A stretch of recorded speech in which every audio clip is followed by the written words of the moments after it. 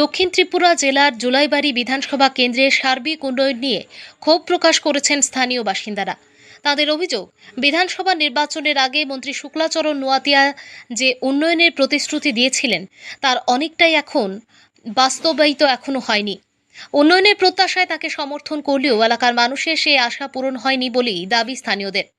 সবচেয়ে বেশি সমস্যার মুখে রয়েছেন জুলাইবাড়ি বিধানসভা কেন্দ্রের চরণপাই এলাকার বাসিন্দারা।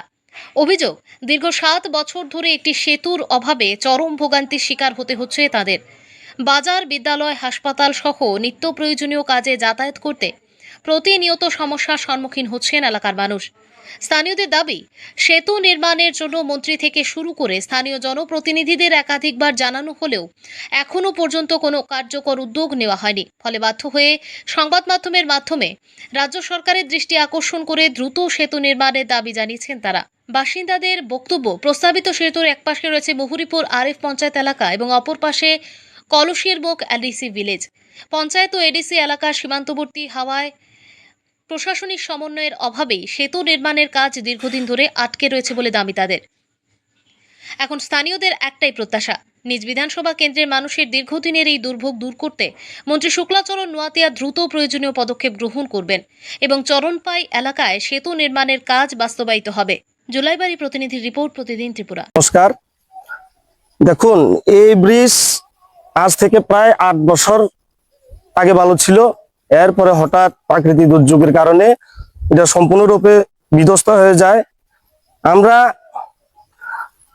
লোকালের নেতৃত্ব এবং দপ্তরের সাথে অনেকবার যোগাযোগ করেছি, কিন্তু তাদের কোনো হেলদোল নেই। বারবার জানানোর পরেও এটা মেরামতের কাজের জন্য কোনো উদ্যোগ নেওয়া হচ্ছে না এখন পর্যন্ত।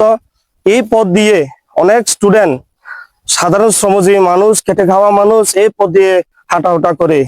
ব্রিজ ভাঙার ফলে, এই কালভার্টটা ভাঙার ফলে তাদের আর আসা যাওয়া বা স্কুল স্টুডেন্টরা আসা যাওয়ার ক্ষেত্রে অনেক অসুবিধা হচ্ছে। আমরা সংশ্লিষ্ট দপ্তর থেকে আরম্ভ করে এবং আমাদের এই 38 জুলাইবাড়ি বিধানসভা কেন্দ্রে আমাদের মাননীয় মন্ত্রী শুক্লাচরণকে আমরা আপনাদের সংবাদ মাধ্যমে বিনীতভাবে অনুরোধ জানাচ্ছি যে অতি সত্বর, যত তাড়াতাড়ি সম্ভব এই ব্রিজটা, এই কালভার্টটা দ্রুত মেরামতি করে জনগণের স্বার্থে, উন্নয়নের স্বার্থে কাজ করার জন্য। সরকার বলছে সবকা সাথ সবকা বিকাশ, কিন্তু আমরা যে কাজগুলো দেখতেছি এই জলবায়ু বিধানসভা কেন্দ্রের অন্তর্গত তেমন কোনো কাজের দেখতেছি না। কিন্তু আমরা চাই যে সরকার যেভাবে প্রতিশ্রুতি দিয়েছিল সেই প্রতিশ্রুতিগুলি অক্ষরে অক্ষরে পালন করুক।